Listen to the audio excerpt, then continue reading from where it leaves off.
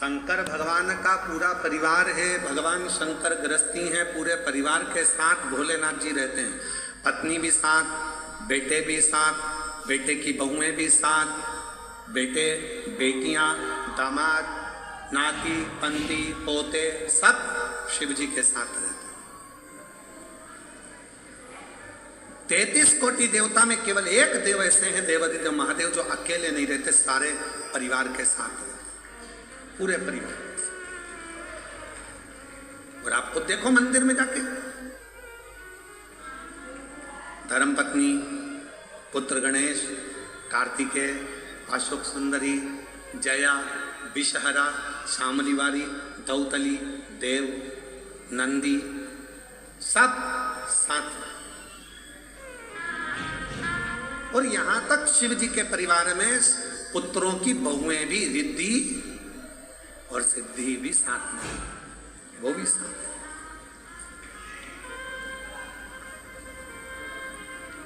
पूरा परिवार साथ में रह रहा, पूरा।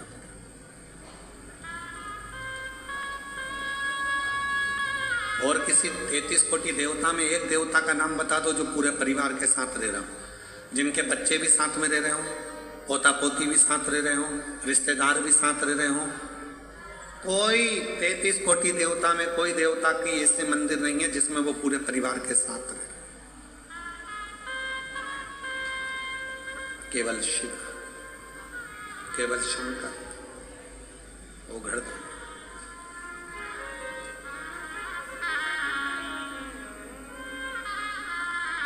क्यों? एक बार माता लक्ष्मी जी ने भी भगवान विष्णु से पूछ लिया था कि शिव जी का पूरा परिवार एक साथ में है,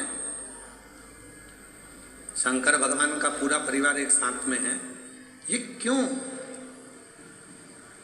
भगवान नारायण ने माता लक्ष्मी से, विष्णु पुराण में वर्णन आता है कि लक्ष्मी को माता भगवान नारायण ने कहा था, सुनो लक्ष्मी, भगवान का पूरा परिवार एक ही मंदिर में इसलिए दर्शन देता है, शिव जी का परिवार कहता है, शिव महापुराण की कथा कहती है लक्ष्मी, कि जब घर का कोई एक व्यक्ति भी अगर शंकर के शिवलिंग पर जल चढ़ाता है तो उसके घर में रहने वाला छोटे से छोटा बच्चा हो, चाहे बूढ़े से बूढ़ा व्यक्ति हो, वो चढ़ाए गए जल का फल पूरे खानदान को मिल जाता है, पूरे परिवार को।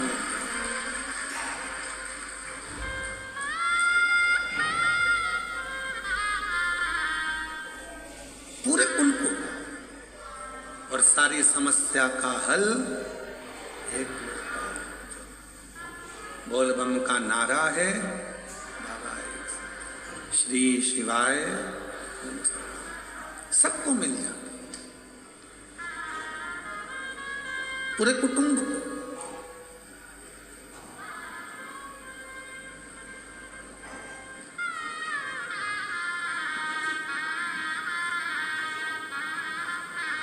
तेरी कृपा बिना न हिले एक भी अणु, लेते हैं सांस तेरी कृपा से तनो तनो।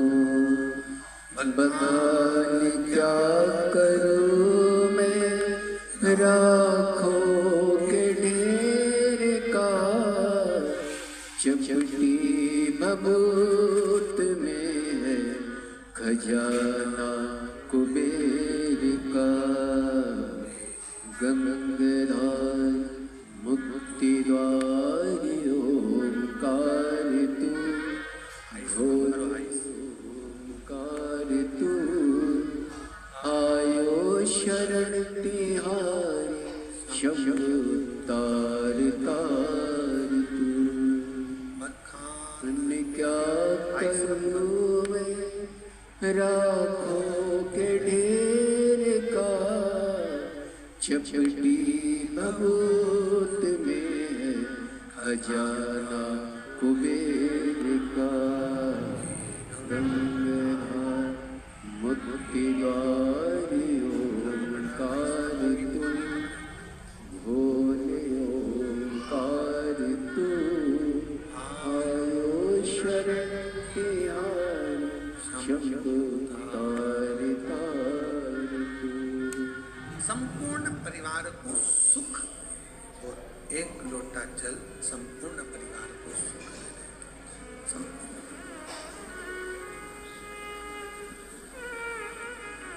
आप शिव की आराधना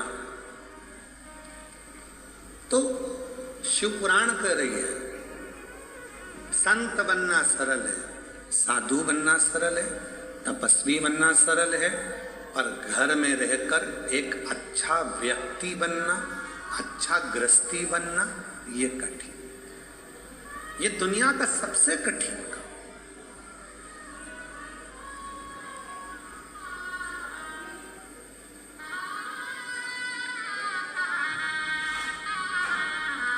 दूसरे को खुशी देना सरल है, पर स्वयं की खुशी लाना कठिन है।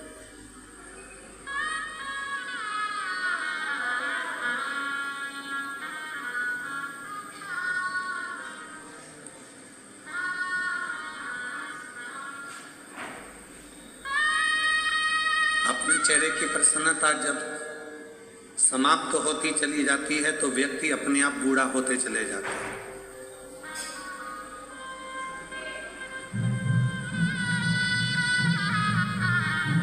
हम कभी कभी सबको कहते हैं आप लोग मुस्कुराया करो,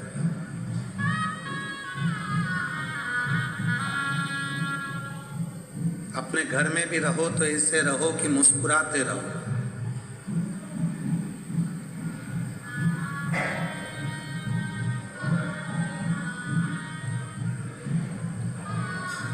बेटा घर में रहता है तो वो अपनी माँ से ज्यादा बात करता है। बेटा बेटी बच्चे घर में रहते हैं तो अपनी माँ से ज्यादा बात करते हैं। पापा से इतनी बात करते हैं क्या? जम के बोलो जरा। नहीं। बच्चे बाहर चले जाते हैं, फोन पे बात करते हैं तो मम्मी से ही ज्यादा बात करते हैं, माँ से ज्यादा बात करते हैं, पापा से नहीं, पिता से नहीं।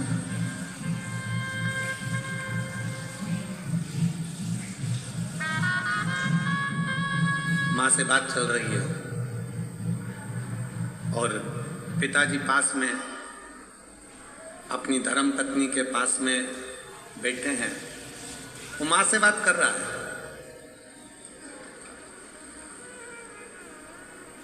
सारी स्टोरी सुना रहा है अपनी मम्मी को, और पिताजी अपनी पत्नी से कह रहे हैं बोल दे धीरे से, उसको सुनाई दे रहा है क्या बात कर रहा है। तो पिताजी अपनी पत्नी से कह रहे हैं बोल दे उसको, टेंशन लेने की जरूरत नहीं है, उसका बाप बैठा है, बोल उसको, उसका बाप बैठा है, टेंशन मत ले, चिंता ना कर, बोल उसको। फोन पे पत्नी बोलती बेटा क्यों चिंता करता है, पापा है ना, सब संभाल लेंगे। कई लोग कहते हैं शंकर भगवान आग बन करके बैठे रहते हैं, शिवजी मौन होकर बैठे रहते हैं। क्यों?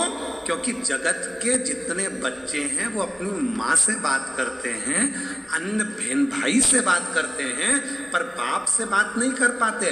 पर बाप पीछे से इशारा करता रहता है कि चिंता मत करना, मैं बैठा हूँ। शिव कहते हैं तू टेंशन मत लेना, मन के अंदर एक बात संभाल के रखना कि जगत में जब तू पैदा हुआ, पैदा होने के समय पर जब माता के गर्भ से तेरा जन्म हो गया, उस समय से जिस दिन तू मरेगा उस दिन तक तू मेरी औलाद है और मैं तुझे संभालूंगा। और आप प्रैक्टिकल कर कर देखिए, प्रैक्टिकल नहीं, एक प्रयोग आपने देखा होगा कोरोना काल में, हमने खुद देखा है। एक हमारे इंदौर का एक परिवार था, नाम स्मरण में हमें नहीं आ रहा, इंदौर का हमारा एक परिवार था। कोरोना काल में वो उस परिवार के उसका बच्चे का पिता चले गए,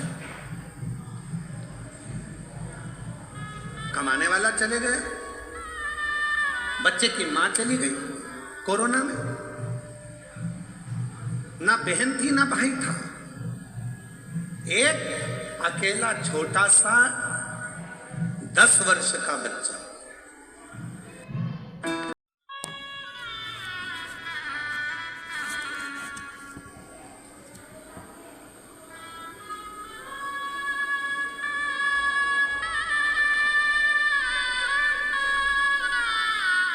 गए मिलने के लिए बच्चा, जितने मिलने वाले उनके रिश्तेदार थे, या अनाथ हो गया। अनाथ है, अनाथ है, अनाथ है। हमने कहा चिंता मत करो, 13 दिन पूरे होने दो, विश्वनाथ है। ये अनाथ नहीं है, विश्वनाथ। वो विश्वनाथ संभाले। कई अच्छे अच्छे परिवार के लोग एकत्रित हुए, सब ने कह दिया इस बच्चे को हम पढ़ा लेंगे। हम एक निर्णय लिया गया। आज वो बच्चा अच्छे स्कूल में पढ़ रहा है, अच्छी एजुकेशन कर रहा है और पढ़ने में भी होशियार है। कौन संभाल रहा है? दादी को लगता है कि दादी सोचती है कि मैं परिवार को संभाल रही हूँ, बहू सोचती है मैं घर चला रही हूँ, बेटा सोचता है अगर मैं दुकान नहीं जाऊंगा तो घर नहीं चलेगा, बेटे को लगता है मैं फैक्ट्री नहीं जाऊंगा तो फैक्ट्री नहीं चलेगी, किसी व्यक्ति को लगता है कि मैं काम नहीं करूंगा तो ये काम ही नहीं होगा, मैं करूंगा तो होगा। अंदाजा निकाल दीजिए अपनी बुद्धि में से कि तुम कर रहे हो। जिस दिन तुम्हारी श्वास बंद हो जाएगी, शव पड़ा रहेगा, उस दिन भी तेरा घर चलेगा, उस दिन भी फैक्ट्री चलेगी, उस दिन भी दुकान चलेगी, उस दिन भी व्यापार चलेगा। जिस दिन तू चला भी जाएगा उस दिन भी चलेगा। क्यों? क्योंकि उसने जितना तेरे ललाट पर लिख कर रखा है। घर में 10 लोग रहते हैं तो 10 का भाग्य रहता है, घर में 4 लोग रहते हैं 4 का भाग्य रहता है। याद रखना, सामूहिक परिवार में रहने का हमारा सनातन धर्म कहता है कि परिवार को जोड़कर चलो। क्यों कहते हैं? इसमें परिवार का हित नहीं, तुम्हारा हित है। क्यों? अगर परिवार में चाचा जी हैं, ताऊ जी हैं, ताई जी हैं, जितने परिवार के सदस्य हैं, सबके भाग्य की लक्ष्मी, अगर एक का भाग्य सही नहीं है तो दूसरे का भाग्य तो अच्छा होगा। दूसरे का भाग्य ठीक नहीं है तो किसी तीसरे का तो भाग्य अच्छा होगा, तीसरे का भाग्य भी ठीक नहीं है तो किसी चौथे का भाग्य तो अच्छा होगा। उसी तरह से जैसे किसी एक का भाग्य भी अगर अच्छा है तो घर में बरकत बनी रहती है। जब हम सोचते हैं कि मैं कमा रहा हूँ, मेरी पत्नी कमा रही है, मेरे 2 बच्चे हैं, मैं लेकर अलग हो जाऊं, अलग होकर देखना कि कितनी समस्याएं सामने खड़ी होती है। फिर कितने के भाग्य करे गया? 4 के भाग्य की लक्ष्मी रह गई, एक तेरे, एक तेरी पत्नी, एक तेरा बेटा, एक तेरी बेटी, बस इन्हीं के भाग्य का जितना आएगा आएगा। तो उस लक्ष्मी में कितना करोगे? एक फ्लैट, एक गाड़ी, एक मोबाइल, गैस की टंकी, बिजली का बिल, बस इतना मैंने रहा है। अच्छी एजुकेशन कर रहा है और पढ़ने में भी होशियार। कौन संभाल रहा है? दादी को लगता है कि दादी सोचती है कि मैं परिवार को संभाल रही हूँ, बहू सोचती है मैं घर चला रही हूँ, बेटा सोचता है अगर मैं दुकान नहीं जाऊंगा तो घर नहीं चलेगा, बेटे को लगता है मैं फैक्ट्री नहीं जाऊंगा तो फैक्ट्री नहीं चलेगी, किसी व्यक्ति को लगता है कि मैं काम नहीं करूंगा तो ये काम ही नहीं होगा, मैं करूंगा तो होगा। अंदाजा निकाल दीजिए अपनी बुद्धि में से कि तुम कर रहे हो। जिस दिन तुम्हारी श्वास बंद हो जाएगी, शव पड़ा रहेगा, उस दिन भी तेरा घर चलेगा, उस दिन भी फैक्ट्री चलेगी, उस दिन भी दुकान चलेगी, उस दिन भी व्यापार चलेगा। जिस दिन तू चला भी जाएगा उस दिन भी चलेगा। क्यों? क्योंकि उसने जितना तेरे ललाट पर लिख कर रखा है। घर में 10 लोग रहते हैं तो 10 का भाग्य रहता है, घर में 4 लोग रहते हैं 4 का भाग्य रहता है। याद रखना, सामूहिक परिवार में रहने का हमारा सनातन धर्म कहता है कि परिवार को जोड़कर चलो। क्यों कहते हैं? इसमें परिवार का हित नहीं, तुम्हारा हित है। क्यों? अगर परिवार में चाचा जी हैं, ताऊ जी हैं, ताई जी हैं, जितने परिवार के सदस्य हैं, सबके भाग्य की लक्ष्मी, अगर एक का भाग्य सही नहीं है तो दूसरे का भाग्य तो अच्छा होगा। दूसरे का भाग्य ठीक नहीं है तो किसी तीसरे का तो भाग्य अच्छा होगा, तीसरे का भाग्य भी ठीक नहीं है तो किसी चौथे का भाग्य तो अच्छा होगा। उसी तरह से जैसे किसी एक का भाग्य भी अगर अच्छा है तो घर में बरकत बनी रहती है। जब हम सोचते हैं कि मैं कमा रहा हूँ, मेरी पत्नी कमा रही है, मेरे 2 बच्चे हैं, मैं लेकर अलग हो जाऊं, अलग होकर देखना कि कितनी समस्याएं सामने खड़ी होती है। फिर कितने के भाग्य करे गया? 4 के भाग्य की लक्ष्मी रह गई, एक तेरे, एक तेरी पत्नी, एक तेरा बेटा, एक तेरी बेटी, बस इन्हीं के भाग्य का जितना आएगा आएगा। तो उस लक्ष्मी में कितना करोगे? एक फ्लैट, एक गाड़ी, एक मोबाइल, गैस की टंकी, बिजली का बिल, बस इतना मैनेज करते जाओगे। पर यदि सामूहिक परिवार में रहते 10 जगह के भाग्य की लक्ष्मी आती तो तुम्हें खर्च नहीं करना पड़ता। जो गैस की टंकी में, बिजली के बिल में और गाड़ी में लगा रहे हो वो तो तुम्हारा सेव होते चले जाता। पर तुम समझे ही नहीं। तुमने तो सोचा मेरी पत्नी का भाग्य, तुमने सोचा मेरा भाग्य, तुमने सोचा मेरे बेटे का भाग्य, तुमने सोचा मेरी बेटी का भाग्य। तुम उस परिवार से टूट गए, दूर चले गए, अपना सोच कर कि मैं करूंगा जो होगा, मेरे कहने पे चलो। यही नहीं हो सकता, हो नहीं सकता। यीशु महापुराण की कथा यदि है सब मिलकर करा रहे हैं तो कोई व्यक्ति ये ना सोचे कि मैं करा रहा हूं। जिस दिन मैं का शब्द आ गया तो कार्यक्रम बिगड़ना चालू हो जाता है, और जिस दिन सब मिलकर करा रहे हैं तो कार्यक्रम की सफलता हो जाती है। मैं नहीं, तुम सब हो, तुम सब।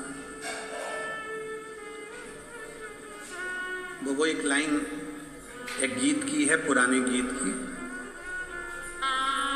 तुम जैसे दोस्तों का सहारा है, तुम जैसे दोस्तों का,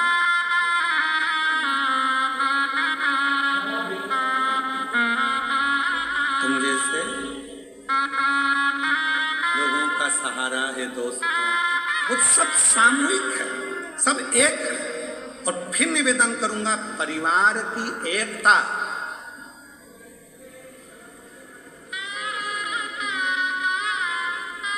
घर की फूट और जगत की लूट। याद रखना, जब हमारे आपस में ही हम फूट डाल लेंगे तो दुनिया के लोग लूटना प्रारंभ कर देंगे। इसलिए घर की फूट, जगत की लूट, फूट मत डालो। एक हैं, एक रहेंगे, सामूहिक हैं, सामूहिक रहेंगे, सब मिलकर चलेंगे, आगे बढ़ेंगे, सब मिलकर।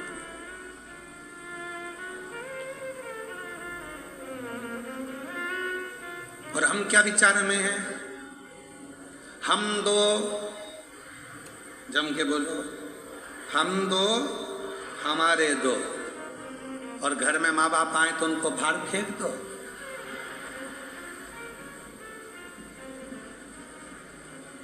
कोई तुम्हारे घर में आया तो उसको बाहर फेंक दो?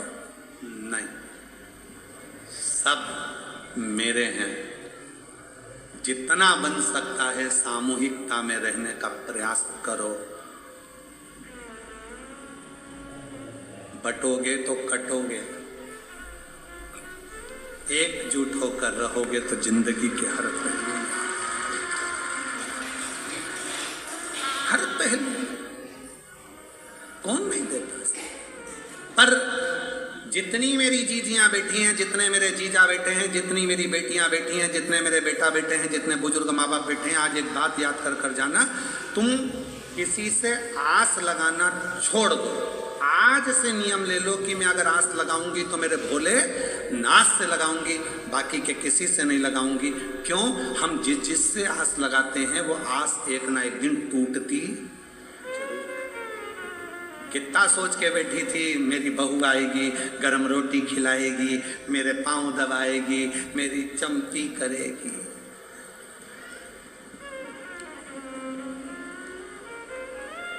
ठंड में सरसों का तेल मलेगी।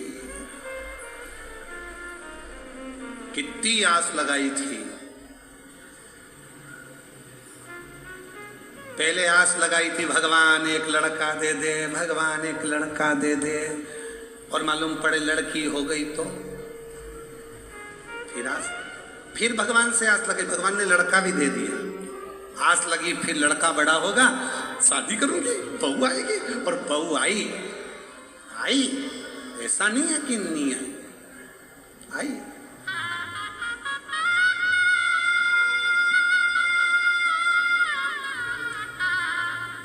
तुमने सोचा था तुम्हारे सिर पे पल्लू लेके पांव पड़े। वो सुबह से उठ के आई, बहू आई, सुबह से उठ के आई। हेलो मम्मा, चाय बनाई? बहू आई, मम्मा बोली है तू बना हमको पिला। ओ नो, मैं नहीं पिलाऊंगी। मेरे कई कमरे में सो रहा था भेरू। अजी अजी, और ना जाने कौन कौन से 3-4 शब्द हैं मैं बोलूंगा तो आप लोगों को बुरा लगेगा। और मेरा बाबू और मेरा वो क्या चाचू की जानू, ऐसा कुछ बोले। अब उसको उठा रही, अजी उठो। अब बोले क्या है, क्या चाय? तो जाना किचन में मेरी भी बना के ला। मैंने तो मेरे पापा के घर कभी ना बनाई। तूने चाय नहीं बनाई? नहीं, बेवकूफ बनाया। चाय नहीं बनाई। पति गया, चाय बनाई, इतने में माँ आ गई। माँ ने विचार करा तेरी शादी में डीजे पे गाना बजवाया था, अजीबो शान शहंशाह। डीजे पे गाना चला था, अजीबो शान शहंशाह। आज शहंशाह की ये हालत हो गई। बनियाड़ पे चाय बना रही है। चाय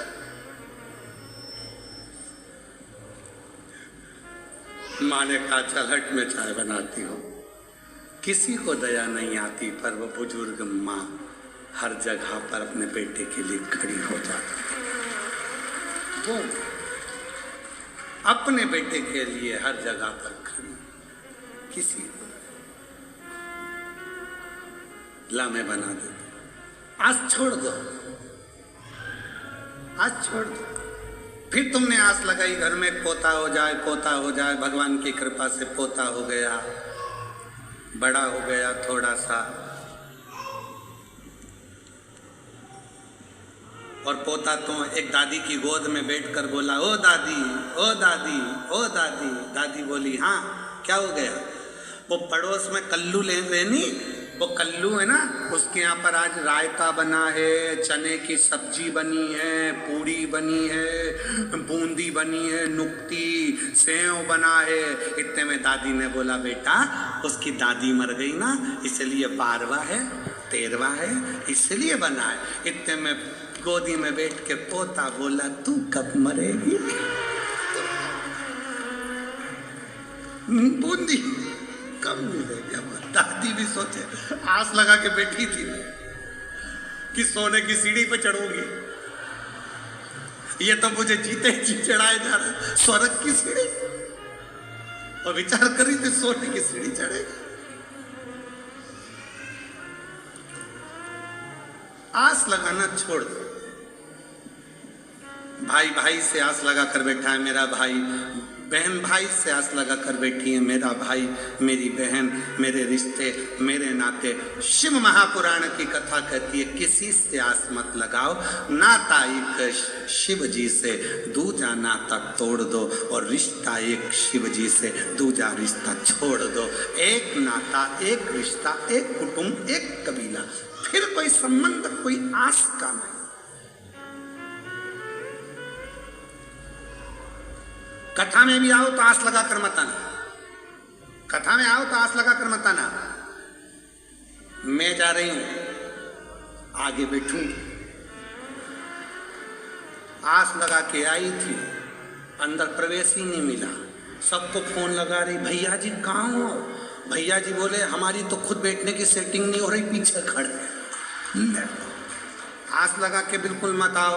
तुम तो ये सोच कर आओ मेरा शंकर भगवान, मेरा भोलेनाथ जहाँ बिठाएगा बैठ जाऊंगी, कथा सुनाएगा सुनूंगी और चली जाऊंगी। जाए विधि राखे शंभु ताई विधि रहिए, और शिव शंकर हरे शंकर गौरी शंकर कहिए। जैसा शिव रखे वैसे रहने का प्रयास, जैसा शिव। संसार में आस लगाओगे टूटे। एक पत्र अच्छा है, देखो।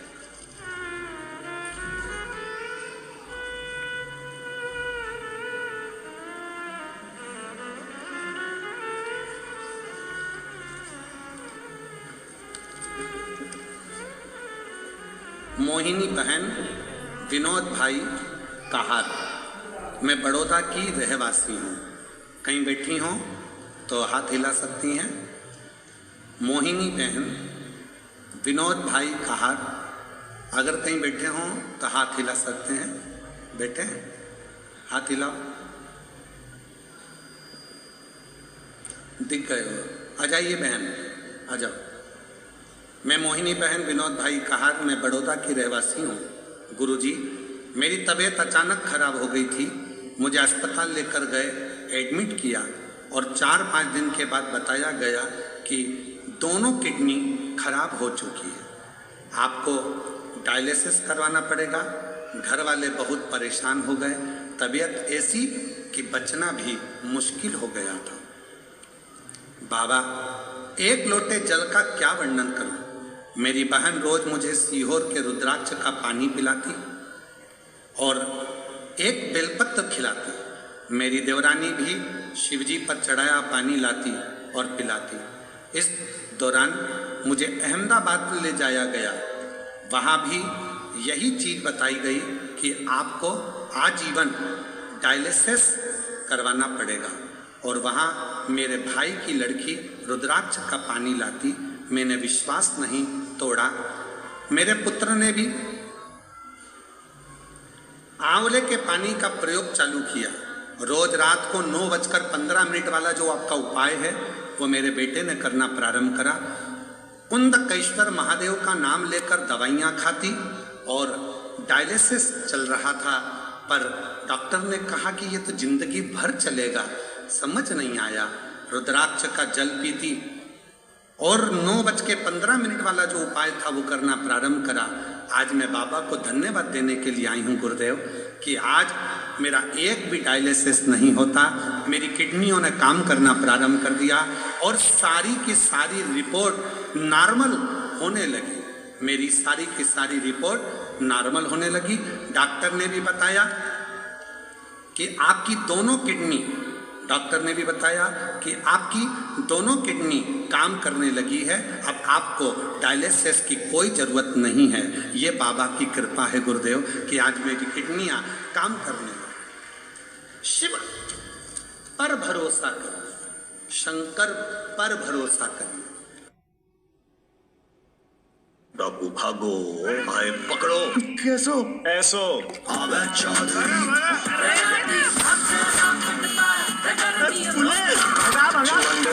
थारी बाइक में काई डाली हो, इतनी परेशानी में भी इंजन रनिंग। कैस्टरॉल एक्टिव, जो इंजन को दे 3x protection. Active bond technology से बना कैस्टरॉल एक्टिव। अरे मेरा फोन हमेशा बिजी क्यों रहता है संजय? नहीं, बॉस हूँ इसका, सिर्फ काम। वही तो सर, काम डाउन। कुरकुरे चटपटे से सब पटे। हम संसार के लोगों पर भरोसा करें।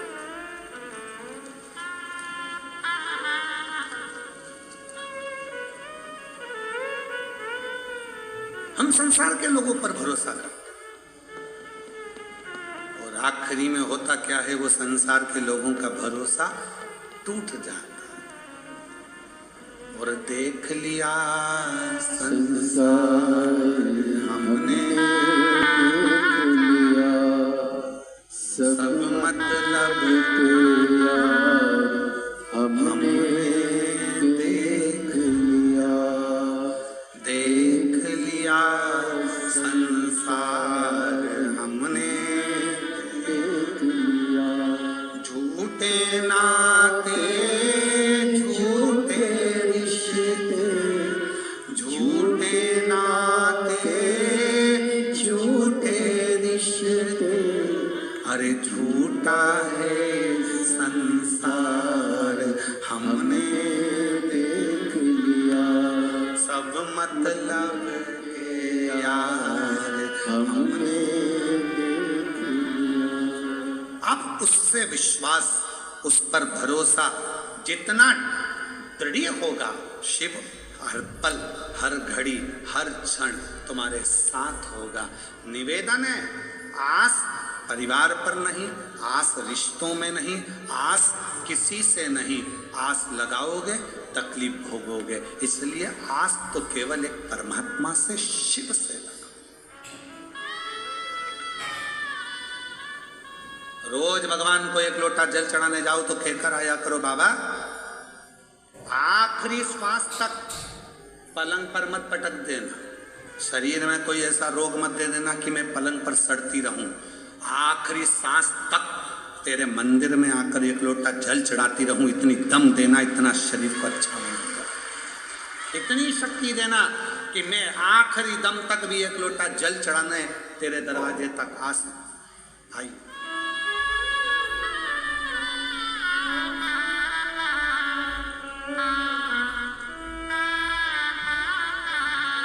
झूठे नाते झूठे रिश्ते, झूठे नाते झूठे रिश्ते, झूठा है संसार हमने देख लिया संसार हमने देख लिया।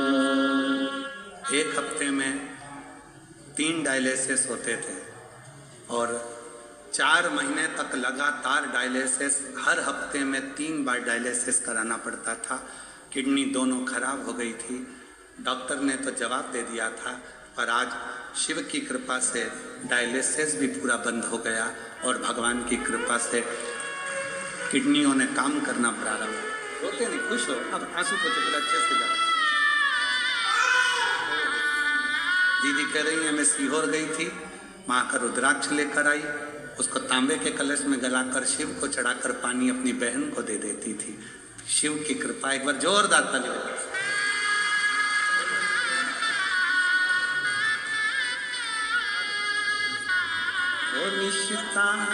तेरा मेरा सबसे है प्यारा। डॉक्टर ने कह दिया था बचेगी नहीं, पर शिव की कृपा उसकी उदार है। आप आस कर, आप किस पर भरोसा कर रहे हो? वो शिव, वो शंकर जो जैसी भावना लाया वो वैसा ही फल पाया। एक विश्वास अपने, एक पत्र आया, उस पत्र में एक पति अपनी पत्नी के लिए उस पत्र को लिख रहा और पत्र में उसने लिखा हम पढ़े लिखे हैं, एजुकेटेड हैं। आप कहते हो कि कथा के पंडाल की मिट्टी भी फल देती है। मेरी पत्नी को बच्चे नहीं थे। जब सूरत में पहली कथा हुई थी आपकी, जब सूरत में पहली कथा हुई थी, अभी सूरत की दूसरी कथा, सूरत में जब पहली कथा हुई थी तो मैं अपनी पत्नी को केवल दिखाने के लिए ले गया था कि बाबा सब झूठ बोलते हैं, वो पत्र में लिख रहा है। और मैं अपनी पत्नी को केवल दिखाने के लिए सूरत ले गया क्योंकि मेरी पत्नी कह रही थी कि वहां की मिट्टी मेरे पेट पर लगाना है, मुझे कथा में लेकर चलो। मैं उसको केवल दिखाने के लिए लेकर गया था कि यह सब झूठ होता। उसने पत्र में लिखा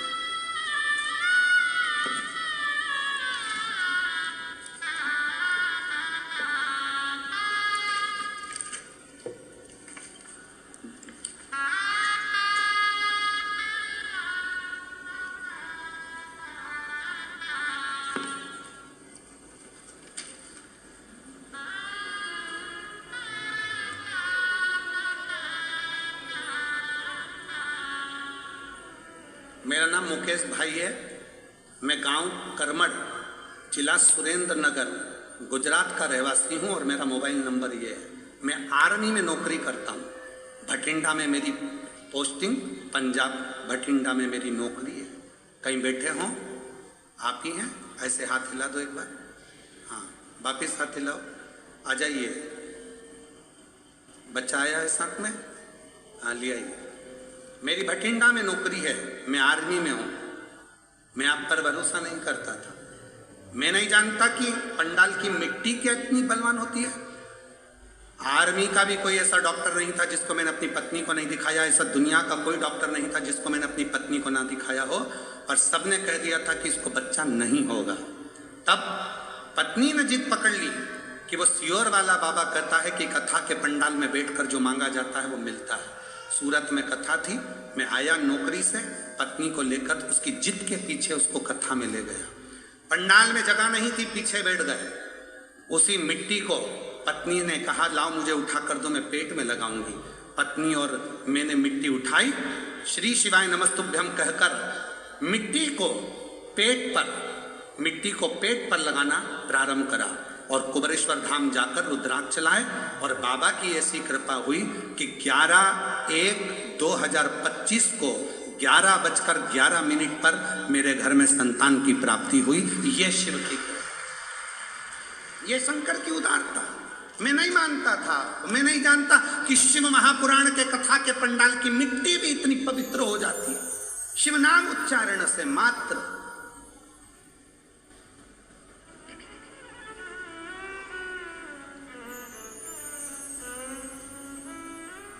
आपको लगता है कि आप कथा सुनने के लिए आए हो, पर हम कभी नहीं मानते कि आप कथा सुनने के लिए आए। हम कभी नहीं मानते कि आप कथा सुनने के लिए आए हो। हम तो ये मानते हैं कि मेरे कुबरेश्वर बाबा को, मेरे ओघड़दानी को, मेरे शंकर भगवान को जिस नगर में कथा हो रही है, बड़ौदा में हो रही है, सूरत में हो रही है, या उत्तर प्रदेश में हो रही है, या गुजरात में हो रही है, या मध्य प्रदेश में हो रही है, जिस जगह पर कथा हो रही है वहां के कितने लोगों को भगवान शंकर को झोली भरना है, उतने लोगों को ही कथा में बुलाकर बिठाता है। ये उसकी रीति है। कितने लोगों की झोली भरना है, बस उतने ही कथा के पंडाल में पहुंचेंगे। कितनों की झोली भरना है, उतनों को ही वो अपनी कथा में बुला पाता है और उतनों को बुलाकर उसकी झोली भर देता है। आज नहीं देगा, कल देगा, 3 महीने में नहीं देगा, 6 महीने में देगा, पर देगा जरूर।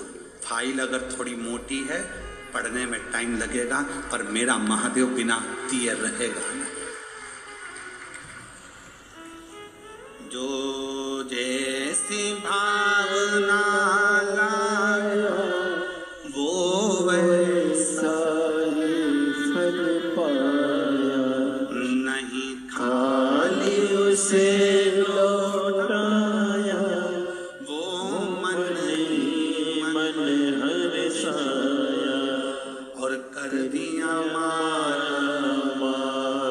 काशी वाले लुटा दिया भंडार काशी वाले ने।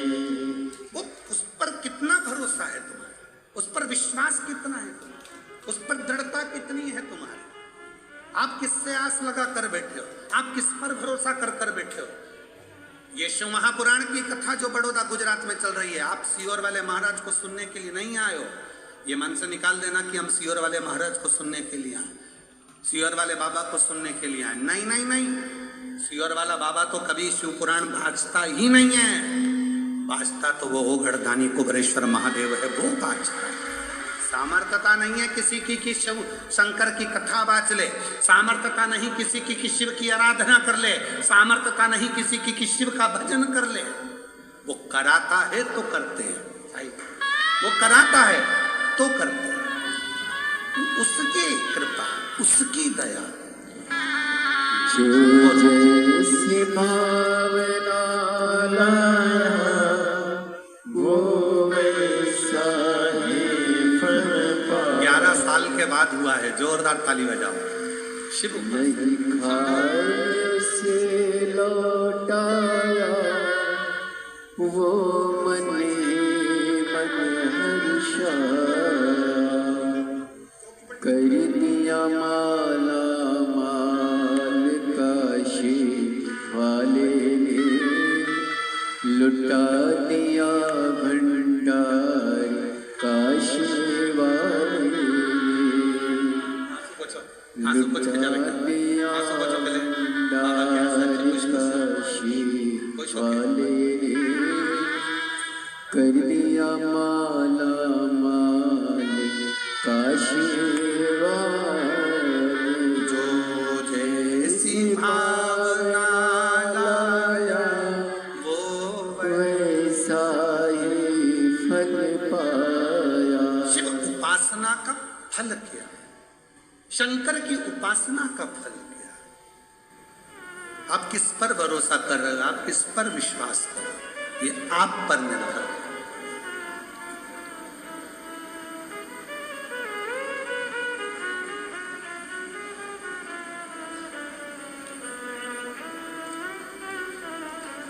और महाराज वो दुनिया के दुखड़े मिटाने वाला है,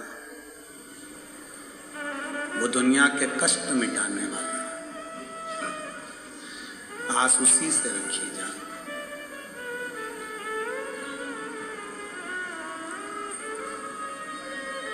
जब तबीयत खराब होती है,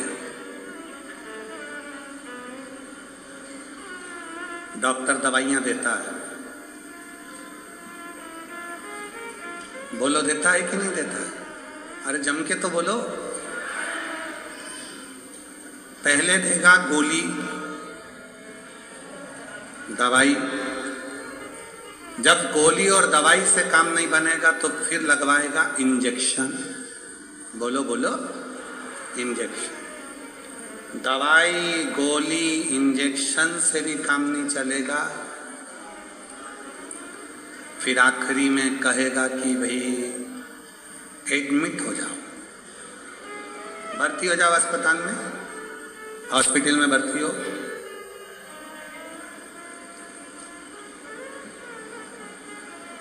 डॉक्टर साहब भर्ती, एडमिट? हाँ, एक काम करो ना, मैं घर पे बोतल चढ़वा लूंगा, मैं घर पे सब व्यवस्था कर लूंगा, तुम घर पे मैं इसको भर। ना ना ना, फालतू की बात मत करो, हॉस्पिटल में एडमिट हो।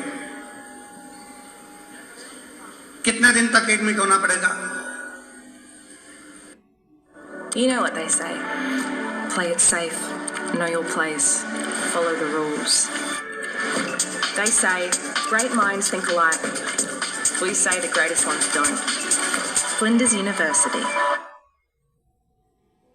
जरा सोच के देखिए, आपके पास कुछ ऐसा है जो आपकी दुनिया बदल सकता है। जानते हैं क्या? नहीं?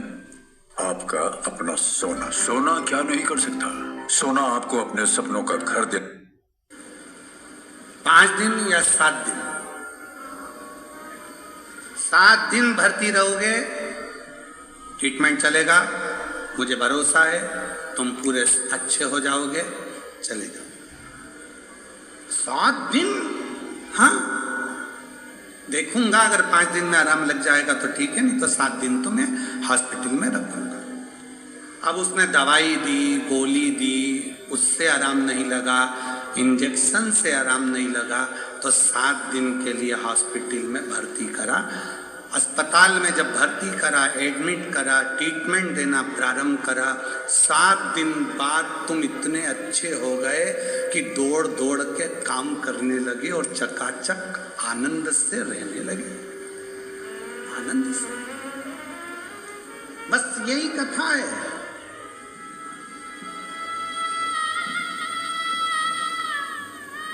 यही कथा है। जब तुम्हारा कोई काम नहीं होता, घर पर भजन करते करते समय हो गया, तुम्हारा भगवान सुन ही नहीं रहा, मंदिर जाते जाते एक लोटा जल चढ़ाते चढ़ाते समय हो गया, सुन ही नहीं रहा, दवाई से काम नहीं हुआ, इंजेक्शन से काम नहीं हुआ, तब भोलेनाथ ने, डॉक्टर ने कह दिया तेरे बड़ौदा में 7 दिन की कथा हो रही है, हॉस्पिटल में आके एडमिट हो जा, तेरा दुख मिटाकर मैं तुझे घर भेज दूं। आजा बड़ौदा की कथा में, वेद कथा सुनने के लिए। 7 दिन एडमिट हो जा, रुक, सो, विश्राम कर, भोजन कर, भूमि को नमन कर। ट्रीटमेंट है, समय समय पर लेना पड़ेगा, सारा इलाज 7 दिन में तो वो ऐसा ट्रीटमेंट कर देता है कि 7 दिन बाद जब आप अपने घर पर जाते हो, शिव के बिना मन नहीं लगता, और तब बाबा भोलेनाथ फिर झोली भरना प्रारंभ कर देता है, स्वस्थ खुश आनंद में रखना प्रारंभ कर।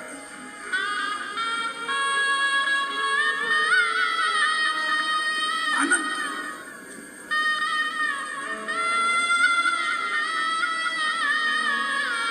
उससे अपने मन का भाव कहते हो, मन का। दुनिया के आगे प्रभु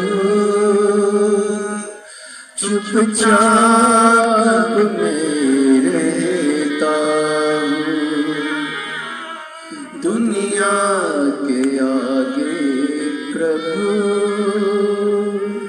चुपचाप में रहता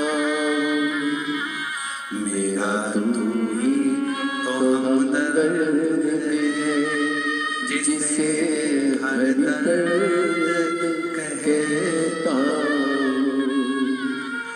मेरा तू ही तो हमदर्द है जिसे हर दर्द कहता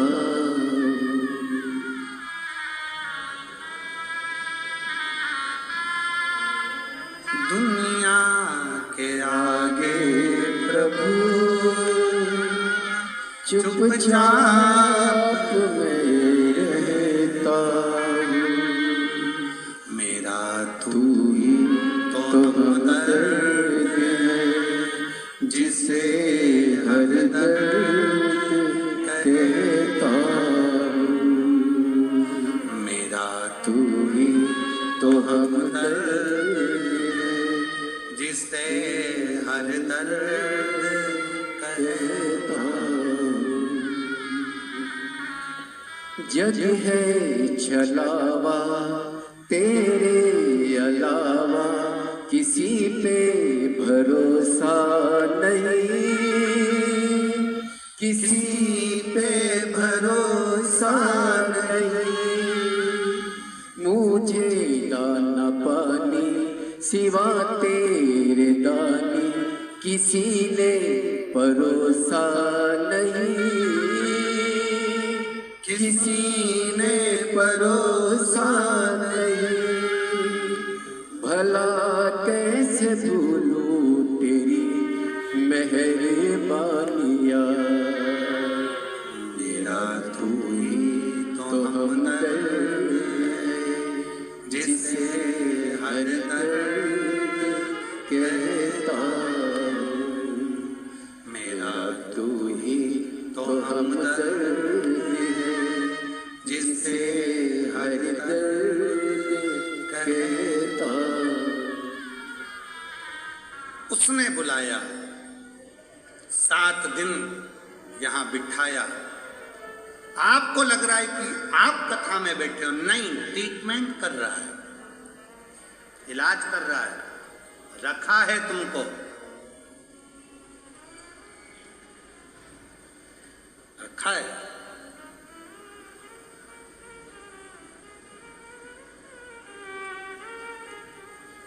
उसकी अविरल भक्ति में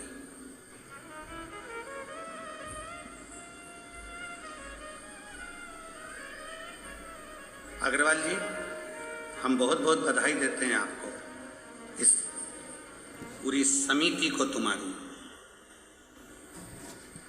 पूरी समिति को बधाई देते।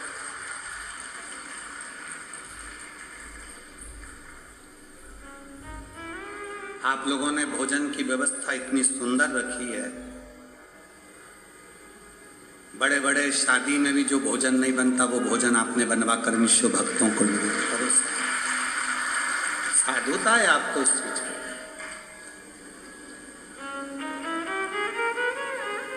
और पूरे बड़ौदा के जितने भी शिव भक्त हैं, जो कोई पानी, कोई चाय, कोई दूध, 24 घंटे जो व्यवस्थाओं में लगे हुए हैं, बाबा देव अधिदेव महादेव आपको क्या देगा ये तो आपको बाद में मालूम पड़ेगा। आपको करो सेवा, वो देगा। सेवा करो तो मेवा मिले।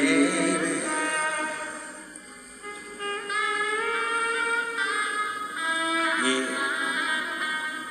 शिव भक्तों की सेवा करोगे तो मेवा मिलेगा, और घर पे बुजुर्ग माँ बाप की सेवा करो, सेवा करो तो चाबी मिले। चाबी जल्दी मिलती है।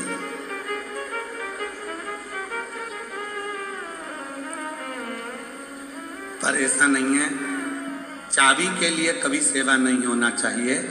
बुजुर्ग माँ बाप की सेवा तो इस भाव से करो कि हमारे भी बच्चे होंगे, अगर हम हमारे माँ बाप की सेवा करेंगे तो हमारी औलाद हमारी करेगी, इस भाव से। अगर हम आज अपशब्द कहेंगे तो हमारे बच्चे अपशब्द कहेंगे, हम आड़ा टेढ़ा बोलेंगे हमारे बच्चे आड़ा टेढ़ा बोलेंगे, हम कुछ बोलेंगे हमारे बच्चे आड़ा टेढ़ा। ये तो ये हाथ दे, ये हाथ ले।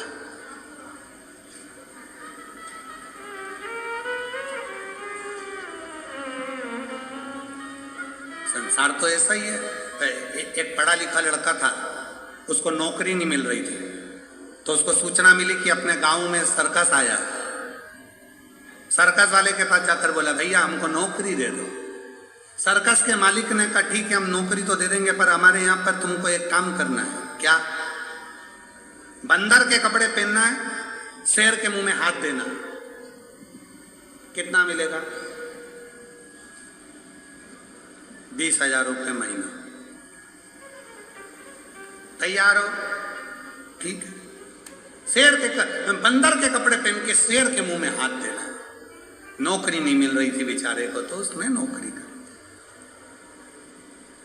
अब उसको पिंजरे के अंदर, सर्कस चालू हुआ, चारों तरफ लोग बैठ गए, उसको पिंजरे के अंदर शेर बंदर के कपड़े पिना के शेर के पिंजरे में उसको छोड़ दिया। और जो शेर के पिंजरे में छोड़ा, इतनी देर में उस पिंजरे में फिर शेर आया दौड़ते हुए।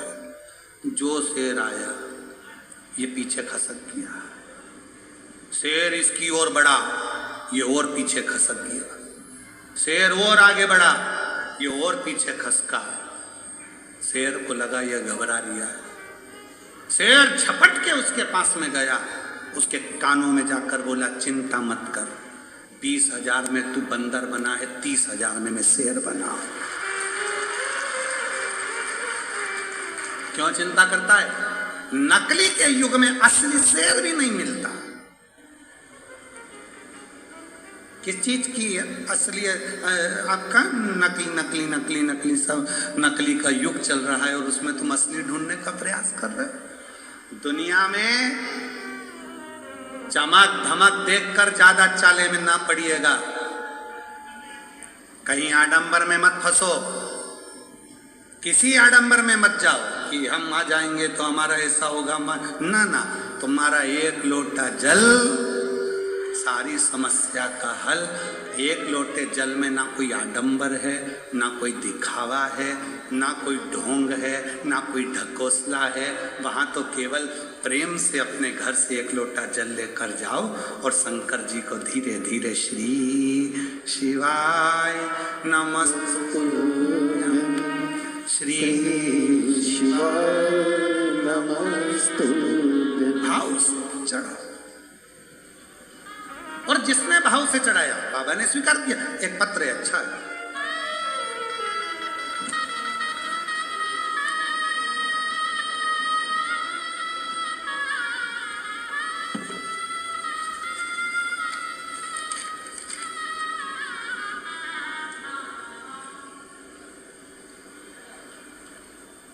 मैं माधुरी विनोद कौड़ी, बड़ोदरा, अलेम्बिक कॉलोनी, गोरवा की रहने वाली हूँ। कुछ गड़बड़ हो गई हो पढ़ने में तो आप लोग पढ़ लेना, ठीक है? दिखा दो भैया, पत्र दिखाओ तो पढ़ लेंगे। कहीं बैठी हैं क्या? हाथ हिला तो अगर कहीं बैठी हूँ। मैं माधुरी विनोद कौड़ी, बड़ोदरा, अलेम्बिक कॉलोनी, गोरवा की रहने वाली हूँ। कहीं बैठी हो तो हाथ हिला सकती हैं अगर कहीं बैठी हो, और अगर बैठी हो तो एक बेलपत्र लेने के लिए आ सकती। और अगर बच्ची आई हो तो वो भी आ सकती है। बच्ची के फोटो देखिएगा पहले। ये बच्ची का फोटो है पहला, जिसमें बच्ची की याददाश्त चली गई, बोलना बंद हो गया, सुनना बंद हो गया, हाथ पैर काम करना बंद कर दिए, शरीर के अंग दुर्बल हो गए, ब्रेन में ट्यूमर हो गया, याददाश्त पूरी चली गई और पूरी तरह से टूट गई। ये बच्ची का पहला फोटो। अब पत्र। मेरी छोटी बहन पूजा सावेल, उम्र 60 वर्ष, जो कि उम्र 16 वर्ष, जो कि 10वीं की परीक्षा दे चुकी थी, ठीक 10वीं की परीक्षा के 4 दिन बाद अचानक से उसका स्वास्थ्य खराब हुआ और हम उसे बड़ोदरा के SSG हॉस्पिटल लेकर गए। उस दौरान हमें पता चला कि उसे ब्रेन ट्यूमर है और उसके दिमाग के पल्स, छाले और गठान है, जिसकी वजह से उसकी तबीयत हर दिन और बिगड़ती गई। कुछ दिनों तक ऐसा ही चला और वह घर के किसी भी सदस्य को पहचानती, न बोलती, न कुछ समझती। दिनों दिन बाद वो कोमा में चली गई। पर पढ़ रहा हूं, वो कोमा में चली गई। यहां तक कि सभी डॉक्टरों ने जवाब दे दिया कि यह नहीं बच पाएगी, आप घर लेकर जाइए। फिर भी मैंने और मेरे परिवार ने हार नहीं मानी और भोले बाबा पर पूर्ण विश्वास किया और उसी के सहारे छोड़ दिया। मेरा परिवार स्वयं श्री शिव महापुराण की कथा 2022 से सुन रहा है। मैंने बहुत सारे पत्र सुने जिसमें बाबा 1 लोटा जल महत्व बताते हैं और मैंने भी किया। भोले बाबा पर जल चढ़ाना प्रारंभ करा। प्रतिदिन जल पिलाती, कोमा में थी, नली लगी थी मुंह में, तब उस नली में कैसे ना कैसे 2 बूंद पहुंचा देती। बस सीहोर का रुद्राक्ष लाई, पानी को गलाकर पिलाना प्रारंभ करा। गुरुदेव, डॉक्टर ने कह दिया अब इसके प्राण नहीं हैं, लेकर जाओ। शरीर बंद था, फिर भी हिम्मत नहीं हारी। सीहोर वाला बाबा कहता है वो आएगा, मेरी बेटी को वापस जगाएगा।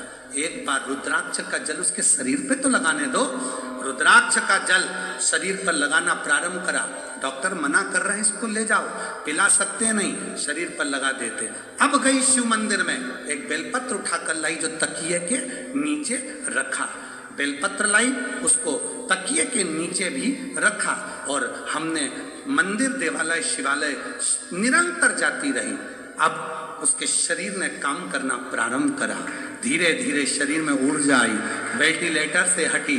श्री शिवाय नमस्तुभ्यम उसको हेडफोन लगाकर कानों में सुलाना चालू करा और बाबा की कृपा से बिना ऑपरेशन के और बिना किसी चीज के आज मेरी बेटी पूर्ण तरह से पहचानने लगी, जानने लगी और बाबा की कृपा से चलना फिरना चालू कर दिया, जिसका मैं फोटो दूसरा लगा रही हूं, जिसमें मेरी बेटी पूर्ण तरह से स्वस्थ होकर चल रही है, काम कर रही है, स्कूल जा रही है और बाबा की कृपा। कहीं बैठी हो तो आ सकती हैं। 16 वर्ष की है बेटी पूजा सावेद। मैं माधुरी विनोद कोणी, बड़ोदरा अलेम्बिक कॉलोनी गोरवा की रहने वाली है। कहीं बैठी हो, आ सकते। शिव तत्व किसको कहते हैं? शंकर की उदारता किसको कहते हैं? आपका विश्वास, आपका भरोसा। शिव के 1 लोटे जल में ना कोई आडंबर है, ना कोई दिखावा है, ना कोई अन्य बात है। उस पर केवल तुम्हारा भरोसा, केवल विश्वास।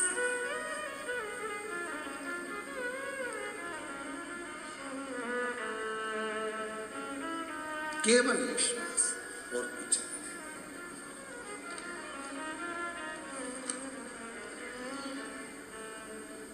नहीं। इसीलिए शिव तत्व कहता, शंकर की कथा कहती है।